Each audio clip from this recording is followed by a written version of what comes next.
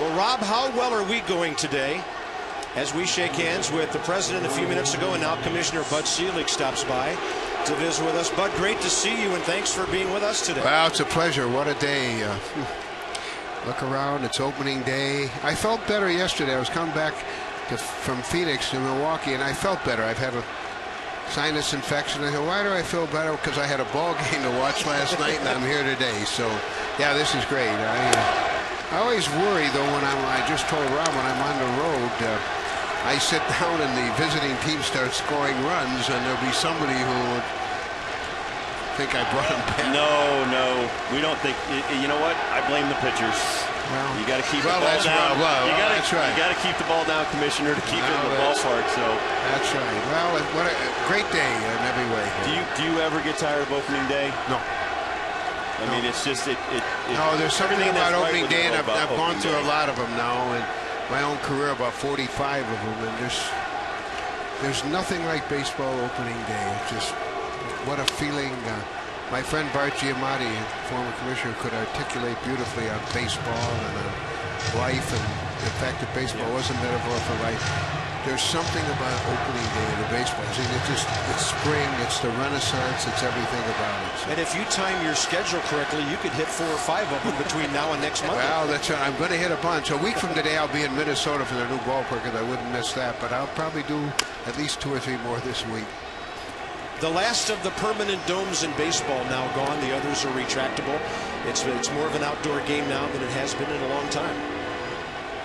And I like that. I know there's some controversy in the Twin Cities. You know, people worried about, well, they wish it had a dome, and I do too in a certain sense. But I don't know if you haven't seen the park yet. It is unbelievable, and I'm happy to tell you they're going to sell out the season before it even starts. So that's fantastic. Obviously, the fans in the Twin Cities and in Minnesota are very excited. I know you know the actor James Denton from Desperate Housewives. He owns some minor league teams, and he's a huge baseball fan. He went to a couple of those games at the new Target Field.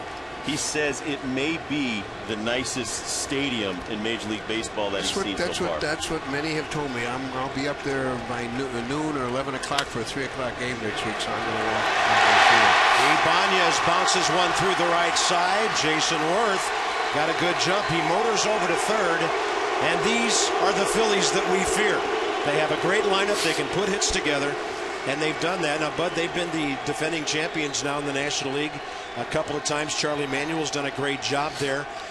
When you look at this season, what are your thoughts on the Phillies and the Yankees, the Red Sox, the other? Well, you know, I spend a lot of time on airplanes, so I really go through division by division, talk to a lot of GMs, talk to a lot of scouts. The National League East, although everybody tells me Atlanta's really improved. I haven't seen them, but you guys have seen them. Other than that, I think we have more what I call competitive balance. Pete Rozelle used to call it parity than ever before. I mean, we have some divisions like the National League West where you can throw a blanket over 4 teams. The American League Central. I think the American League East now, a lot of people picking Tampa to win. National League Central. National League Central, no question. Cincinnati is getting to be a popular pick. Milwaukee, Chicago, St. Louis. It's really tremendous. Having said all that, I'm a little. The Phillies are really good, and so we'll have to see what happens in the National League East. But I know the Marlins think they can compete, and certainly Atlanta is. Fortunately, my friend Henry Aaron told me he and I took a couple of trips together actually in the last 3 weeks, and I asked him about the kid that's playing right field, Jason Hayward. Yeah, and he said it's the biggest hands I've ever seen, and he said he's ready to play in the big leagues. Henry doesn't say that very often. Were you happy that the Twins were able to re-sign Joe Mauer for an extension? You know, Rob, it's everything that I set out to do, if you'll remember 10 or 15. You just couldn't have happened. We were talking about it before, Ted Lerner and I with George Will, and actually the president was there during that conversation. And he wanted to know what had changed. Revenue sharing, the tax, it isn't a perfect system. There's work to be done. But the fact that the Minnesota Twins could keep Joe Mauer, who wanted to stay there, St. Paul kid, great player. The fact that he was able to do that is a great credit to our new system. And so, yes, I was more than happy. And, Bud, the other thing, Minnesota Montreal, now here, teams that were in danger of going away a number of years ago. And when you look out now over this scene, the Capitol up the street, what's your vision for this franchise here in Washington? Big. Just, you know, having a team in the nation's capital is really so important. Just the electricity of today could only be duplicated here.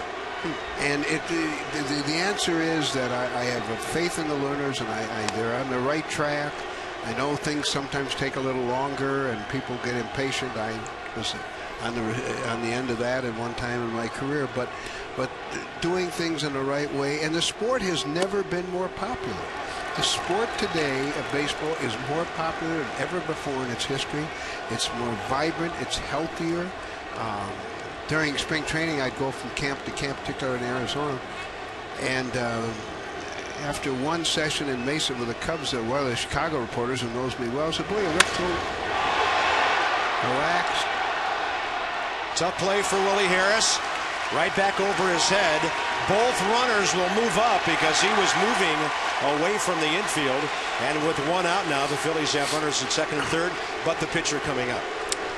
You look relaxed. And I said, well, you know, the past springs, particularly in the 90s, we had all these problems. And I hated to do those things because there was always, you know, we had these labor skirmishes that went on. Now we have 16 years of labor peace. And this spring, look, there are always problems, don't misunderstand, but there's no overriding problem. All the other sports, frankly, have far more overriding problems than we do. And so I'm proud of where we are. And so the sport has never been more popular. And here was a franchise that was virtually extinct years ago, and look at it today.